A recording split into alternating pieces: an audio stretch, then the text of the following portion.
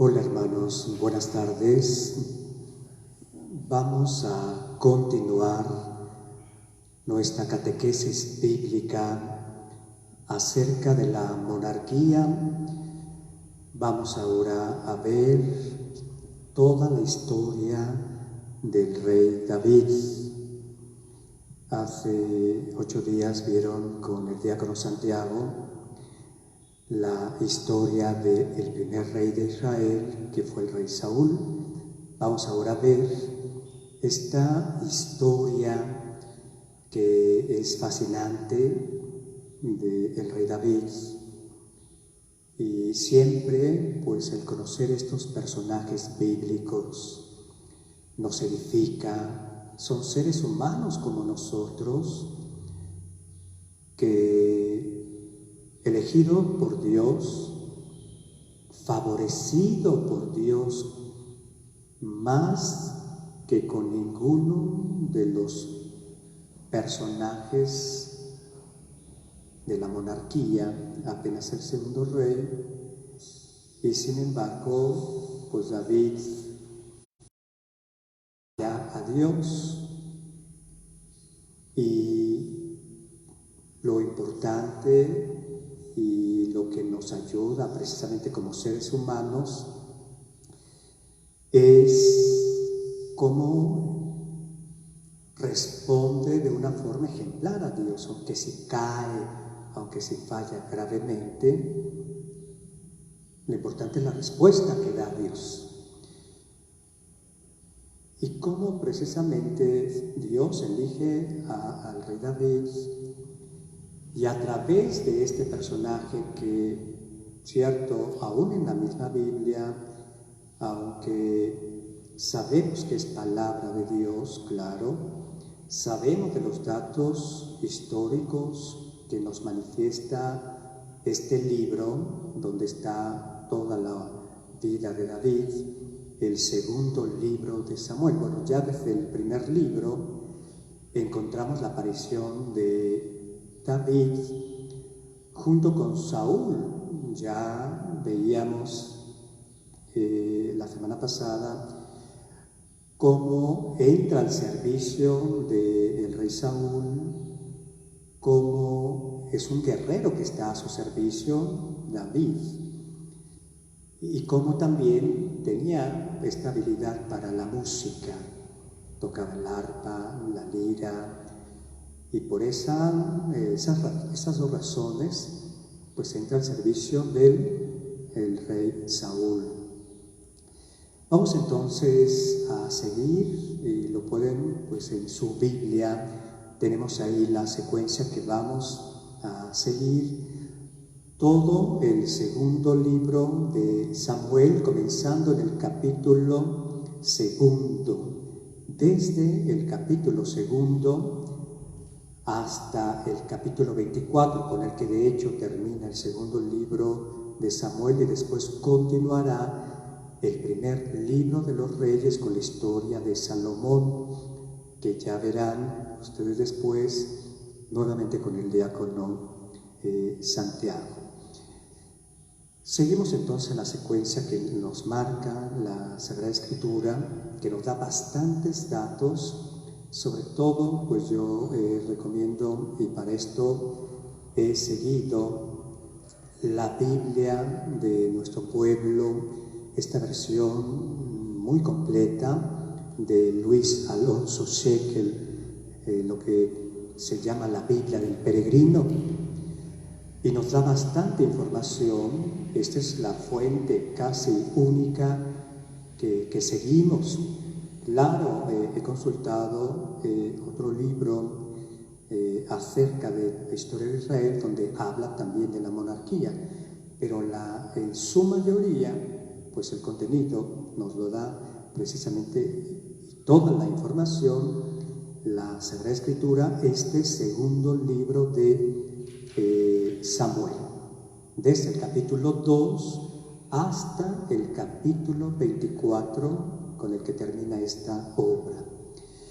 Bien, entonces, el rey David tuvo su periodo de reinado desde el año 1010, cuando muere Saúl, hasta el año 971. Recuerden, estamos en el Antiguo Testamento, estamos en el tiempo antes de Cristo, 1000 años antes de Cristo. Bien, entonces el rey David fue un personaje, un gran guerrero, un caudillo que se forjó en las batallas, primero incluso con los filisteos, los grandes enemigos del pueblo de Israel. Fue un poeta, tenía estas dotes, este don de componer, no solamente de tocar el arpa y la lira con la que salmodiaba y cantaba y alababa a Dios, ¿no? Sino también no solo este dote de músico, sino también de poeta. La mayoría de los salmos precisamente se refieren a David. Dos de los salmos que en particular a mí me llaman mucho la atención, que me gustan mucho, el salmo penitencial por excelencia, donde manifiesta David su compunción, su real arrepentimiento. Si grande fue su caída, mucho más grande fue precisamente la respuesta de dolor, de arrepentimiento que tiene, y por eso compone este Salmo 50. El Salmo 15, también, que es uno de los que el rey David acostumbraba precisamente a decir en oración a Dios, elevar en oración: protégeme, Dios mío, que me refugio en ti. Antes de salir a las batallas siempre se encomendaba al Señor, y especialmente a través precisamente de este salmo, el Salmo 15, que es un salmo breve, no es muy extenso, y que manifiesta esa relación muy personal, de confianza, de total abandono en Dios, que hacía David. Y para que entendamos esta parte de la historia del rey David, me voy a remontar un poco más hacia atrás, de una forma muy breve, cómo es que se formaron las 12 tribus de Israel. Sabemos que la historia propiamente de la salvación comienza en el capítulo 12, cuando Dios llama a Abraham y lo saca de la tierra de Ur, y a través de Abraham Dios formará un pueblo. Después de que Abraham recibe esa promesa de Dios de hacer de él una grande descendencia, claro que Dios cumple su promesa y le concede lo que más anhelaba Abraham, y le concede un hijo, ¿cierto? Antes había tenido un hijo con su esclava Agar, Ismael, pero Dios dijo: no, él no será de donde saldrá toda tu descendencia, sino de su esposa Sara. Y entonces ya Abraham tiene su primer hijo nacido de su esposa Sara, que sabemos que es Isaac. De Isaac, este patriarca, entonces tiene estos dos hijos, ¿no? Jacob y Esaú, aunque ciertamente sí, Esaú fue el primogénito, el que le correspondía toda esta bendición en la herencia y en la descendencia. Este personaje, Esaú, vende su primogenitura por un plato de lentejas. No le interesó no le importó, y entonces será el segundo Jacob el que recibirá la bendición de su padre Isaac. Y de Jacob sabemos que tuvo 12 hijos. Los 12 hijos que se repartieron en todo ese territorio antes de formar al pueblo de Israel. Y eran tribus. Cada uno de los hijos se estableció y formó una tribu que llevaba precisamente su nombre, las 12 tribus de Israel. Es muy importante tener en cuenta esto. Entonces, Israel no nace como un pueblo, sino simplemente como una confederación tribal, es decir, 12 tribus formadas por estos 12 descendientes de Jacob, que sabemos que después el Señor cambiará a Jacob el nombre y le llamará ahora Israel, que el nombre de Israel precisamente significa esas 12 tribus que estaban unidas en una misma fe, en un mismo Dios, porque venían precisamente de esta descendencia de los patriarcas. Recordemos las tribus, de hecho en orden de aparición, Rubén, Simón, la tribu de Leví, de donde vendrá toda esta casta sacerdotal, la tribu de Judá, que será muy importante porque de esa tribu nacerá Jesús, el Mesías, el Salvador, la tribu de Isaacar, Zabulón, Dan, Neftalí, Gad, Aser, José, con el que sobrevivieron los hermanos en Egipto, y el más pequeño de todos los hermanos, que era Benjamín. Entonces, son estas 12 tribus que conformarán todavía no un pueblo, sino, repito, una confederación tribal. Si nosotros podemos ubicar en la Escritura, que siempre en la parte última muestra los mapas, tanto del Antiguo como del Nuevo Testamento, de este territorio del Oriente, podemos ver entonces cómo están allí precisamente establecidas todas estas tribus. Sabemos que entre los propios hermanos hubo ciertos conflictos, ciertas diferencias. Un ejemplo muy claro de esto lo tenemos precisamente en la historia de José, que fue vendido por sus hermanos a una caravana de egipcios, ¿no? O de comerciantes que se dirigían a Egipto. Y entonces no había entre todos los pueblos una unidad, a pesar de que confesaban al único Dios en el que creían sus padres, los patriarcas, y como el Señor precisamente se manifestará a ellos, el Dios de nuestros padres, de Abraham, de Isaac y de Jacob. Por eso es muy importante la obra de David, porque será precisamente David el que unirá en un solo reino todas estas tribus, ¿no?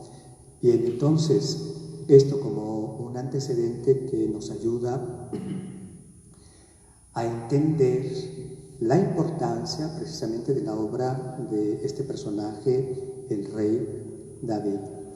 La historia de David entonces la ubicamos, y la pueden ustedes ahí ver en su Sagrada Escritura, el segundo libro de Samuel, el capítulo 2, a partir del versículo del 1 al 4, de donde entonces iniciamos. Leo este texto que es muy importante. Después consultó David al Señor: ¿puedo ir a alguna ciudad de Judá? El Señor le respondió: sí. David preguntó: ¿a cuál debo ir? Respondió: a Hebrón. Entonces subieron allá David y sus 2 mujeres, Ahinoam, la jezreelita, y Abigail, la madre de Nabal, el de Carmel. Llevó también todos sus hombres con sus familias y se establecieron en los alrededores de Hebrón.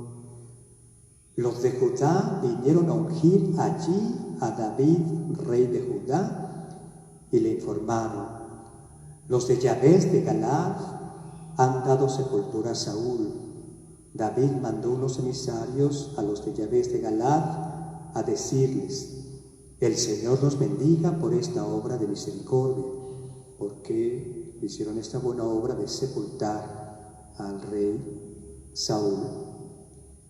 El Señor los trate con bondad y lealtad, que yo también los recompensaré por esa acción. Ahora tengan ánimo y sean valientes. Saúl, su señor, ha muerto, pero la casa de Judá me ha ungido a mí para que sea su rey. Entonces comienza David su historia, aunque ya había sido ungido en tiempo de el rey Saúl como rey. Dios lo eligió antes de que subiera al trono, pero primero el pueblo de Judá, a donde se dirige, porque el Señor le manda que vaya a Hebrón, esa ciudad muy importante de Judá, y entonces es allí donde todo el pueblo o la tribu de Judá, solo esta, proclama, porque ha escuchado, porque conoce toda esta hazaña que David realizó cuando estaba al servicio del rey Saúl. Una vez que muere entonces Saúl, todas esas tribus, que no podemos decir todavía es un reino del norte como después será, todas esas tribus sobre las que Saúl gobernaba, entonces fueron a ver a David y le pidieron que también fuera su rey. Comienzan reinando primero allí en Judá. Sin embargo, recordemos que cuando Saúl muere, cuando va a la batalla y muere en manos de los filisteos, muere también su propio hijo, amado, querido, un gran amigo de David, su hijo Jonatán.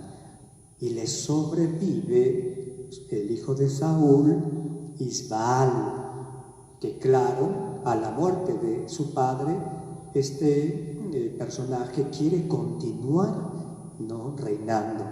No existía para ese tiempo todavía la sucesión por herencia en el trono, y por lo tanto muchos de los hombres, claro, lo reconocían y sabían que era hijo del rey Saúl, pero no tenían todavía esa mentalidad de decir, bueno, entonces le corresponde a él debemos seguir. Algunos sí lo hicieron, algunos lo siguieron, pero sin embargo era un hombre, Isbaal, se muestra como un rey débil e ineficaz, y solamente reinó 2 años en Israel, hijo de Saúl, y a la muerte de este asume el trono.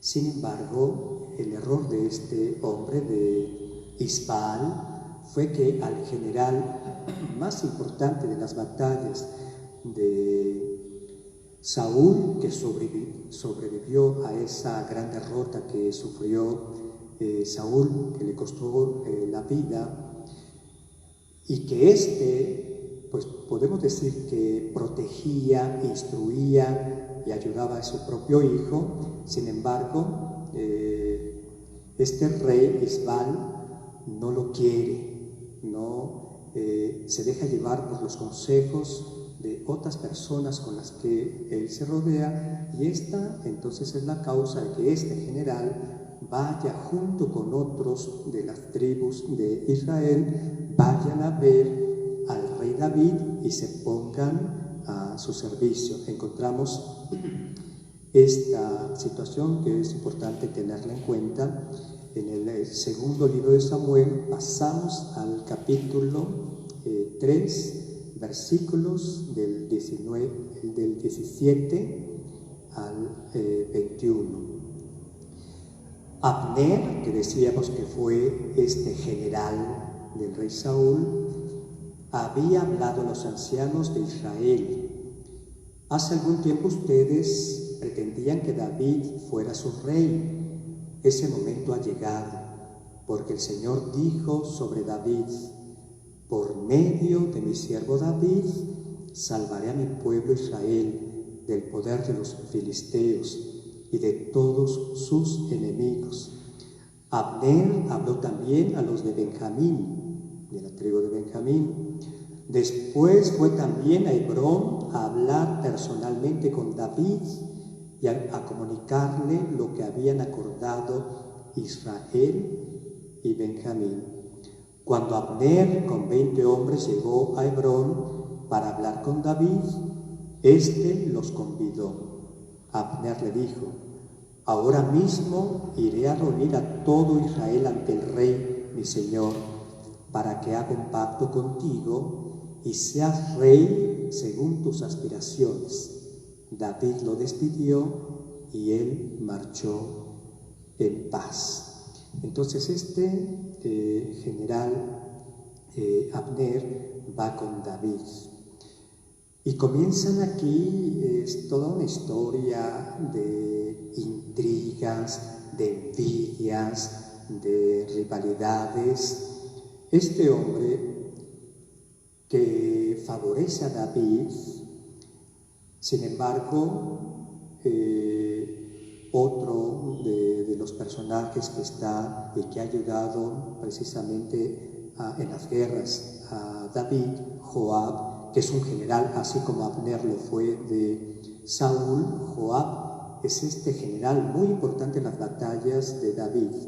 De hecho, más adelante veremos que él es el que después manda como jefe del ejército cuando ya David se queda en la ciudad, ya no sale a combatir.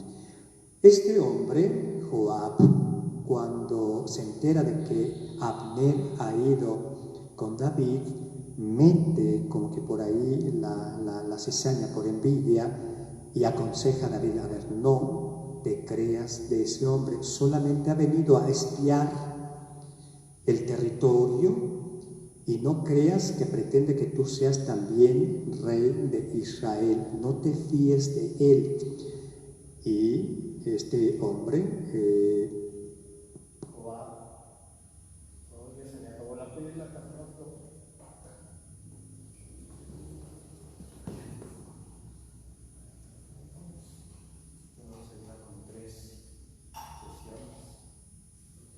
se acabó la pila, perdón. Bien, entonces, este general de David manda a emboscar a Abner con mentiras y lo hace morir.